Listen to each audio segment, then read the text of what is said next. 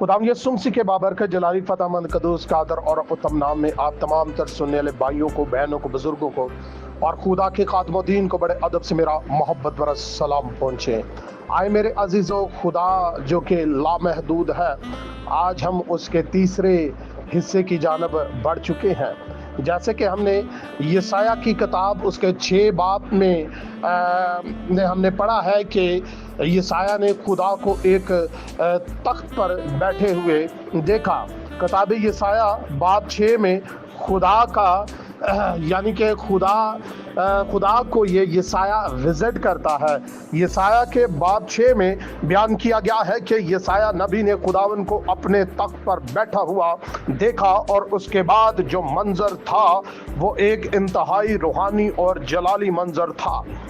आयत नंबर 1 से 5 में यसाया ने बयान किया है कि मैंने बादशाह उजिया की वफात के साल में खुदावन को एक बुलंद बाला तख्त पर बैठा हुआ देखा और उसका दामन हैकल को छू रहा था और उसके इर्द गिर्द सराफीन खड़े थे। यसाया 6 बाब आयत नंबर 1 का आप मतालिया कर सकते हैं। आए हम मजीद आगे बढ़ते हैं। ये मंजर इस वक्त की अक्कासी करता है जब यसाया ने खुदावन को तख्त पर बैठा हुआ और जलाली अंदाज में देखा, जिसमें उसकी लामहदूद हकीकत का कोई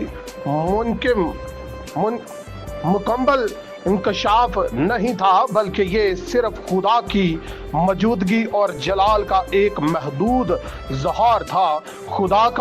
खुदा का लामहदूद और महदूद ज़हार, खुदा का लामहदूद वजूद और लामहदूद खुदा एन सोफ की हकीकत ये है कि वो हर जगह मौजूद है।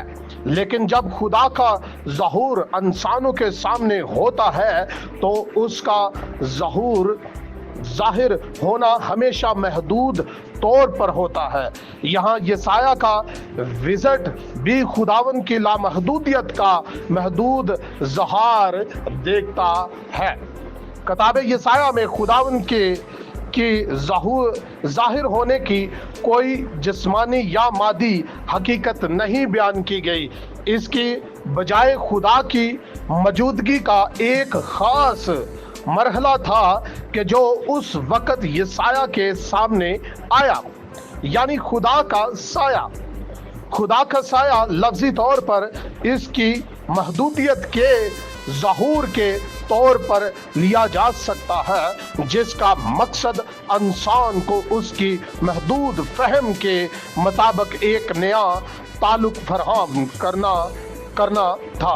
और जब खुदा ने यसाया को दिखाया तो उसका मकसद खुदा की मौजूदगी का एहसास था, लेकिन ये जाहिर होने का तरीका महदूद था ताकि इंसान उसको बर्दाश्त कर सके। क्योंकि मेरे अजीजों, जब हम कलाम खुदा का मतालिया करते हैं तो खुदा के कलाम में लिखा है कि खुदा को आज तक किसी ने ना देखा है और ना छुआ है, ना सुना है। और जब हम बुक ऑफ कबाला का मतालिया करते हैं तो कबाइल बयान करते हैं कि खुदा अपने असल जौहर के अंदर, यानी कि अपनी असली हालत के अंदर, दरअसल खुदा एक फ्लो है जिस तक किसी मखलूक के या किसी भी मखलूकियात की या इंसान की रसाई मुमकिन नहीं है। खुदा एक ऐसे नूर में रहता है जिस तक किसी की रसाई नहीं हो सकती, और खुदा ने अपने आप को अपनी मखलूक के सामने जाहिर करने के लिए अपना यहोवा नाम मुतारिफ करवाया। और जिसको यसाया नबी ने देखा है या बुजुर्ग मूसा ने देखा है, वो खुदा महदूद है। यानी कि खुदा जब अपने असल जौहर में होता है तो असल जौहर में खुदा एन सोफ होता है, और एन सोफ खुदा को ना किसी नबी ने ना किसी पैगंबर ने आज तक देखा है। आमीन। आगे बढ़ते हैं। क्यों? کہ جیسے کہ ہم یسایا کا حوالہ دیتے ہیں کہ یسایا نے خدا کو ایک بلند تخت پر بیٹھے ہوئے دیکھا، تو خدا کا کلام وہاں پر بیان کرتا ہے کہ یسایا کے ہونٹوں پر ایک جلا ہوا کولا لگایا جاتا ہے تاکہ اس کے ہونٹ جو ناپاک تھے وہ پاک ہو جائے۔ ان سے یسایا نے کہا میں نے خدا کو دیکھ لیا، اب تو میں زندہ نہیں رہ سکتا۔ لیکن میرے عزیزوں، وہ خدا اپنے اصل جوہر میں نہیں تھا، اپنے اصل حالت میں نہیں تھا، بلکہ خدا ظہور کے اندر ظاہر ہوا تھا اور یسایا کو دکھائی دیا تھا۔ آگے بڑھتے ہیں۔ جب یسایا نے خدا کو دیکھا تو وہ سرافین کے ذریعہ خدا کی تقدیس اور جلال کو سمجھنے کی کوشش کر رہا تھا، اور وہ ایک ایسی موجودگی کا سامنا کر رہا تھا جسے انسان کے لیے مکمل طور پر سمجھنا ممکن نہیں تھا۔ اس کے بعد یسایا نے اپنے گناہ اور کمزوری کا اعتراف کیا اور خدا سے پاکیزگی کی درخواست کی، اور یہ ظاہر کرتا ہے کہ انسان خدا کو مکمل حقیقت کو براست دیکھ کر زندہ نہیں رہ سکتا۔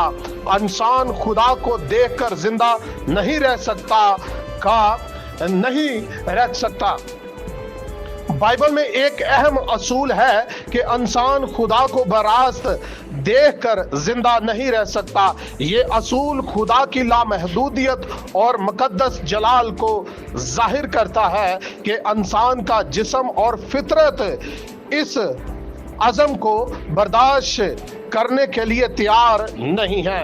خروج کی کتاب اس کا 33 باب اور اس کی آیت نمبر 20 کا بھی آپ مطالعہ کر سکتے ہیں کہ 20 میں خدا نے موسیٰ سے کہا تھا کہ تو میرا چہرہ نہیں دیکھ سکتے، کیونکہ انسان میرا چہرہ نہیں دیکھ سکتا اور زندہ رہ سکتا۔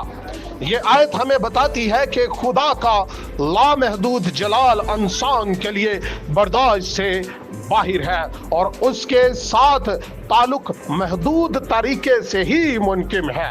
اس لیے خدا نے اپنی موجودگی کو محدود انداز میں ظاہر کیا تاکہ انسان اس کی حقیقت کو سمجھ سکے۔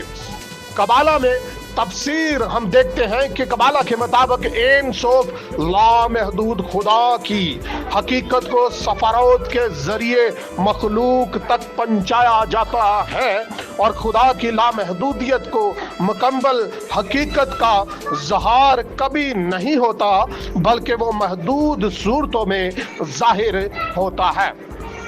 سفارت کی ترتیب میں خدا کی حقیقت محدود ہو کر کائنات میں داخل ہوتی ہے تاکہ انسانوں کے لیے قابل فہم ہو۔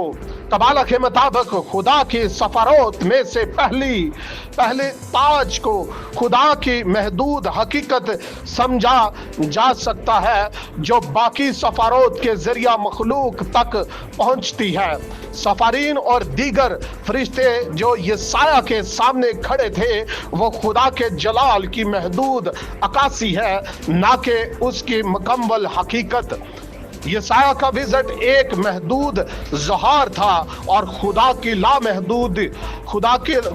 لامحدود حقیقت کا، خدا کا جلال اور اس کی حقیقت انتہائی عظیم اور بڑی ہے کہ انسان اس کو براست برداشت نہیں کر سکتا۔ اس لیے خدا نے اپنا ظہور محدود طریقے سے دکھایا، اور یہ دونوں نظریات لامحدود اور محدودیت ایک دوسرے کے ساتھ جڑے ہوئے ہیں، اور خدا کے موجودہ طریقوں کو ظاہر کرتے ہیں تاکہ انسان اس کے ساتھ تعلق قائم کر سکے۔ خدا کا سایہ اور خدا کا محدود ظہار ایک ایسی حقیقت ہے جس میں این سوف کی لامحدود حقیقت کو انسان کی سمجھ کے مطابق پیش کیا جاتا ہے۔ آمین۔ सवेरे अजीजों, खुदा मुझे और आप सबको अपने कलाम के वसीला से बहुत ज्यादा बरकत दे और अपने कलाम को समझने की आप सबको हिकमत और ताकत बख्शे। खुदा आप सबके जहनों को खोले। बारूक हाशिम।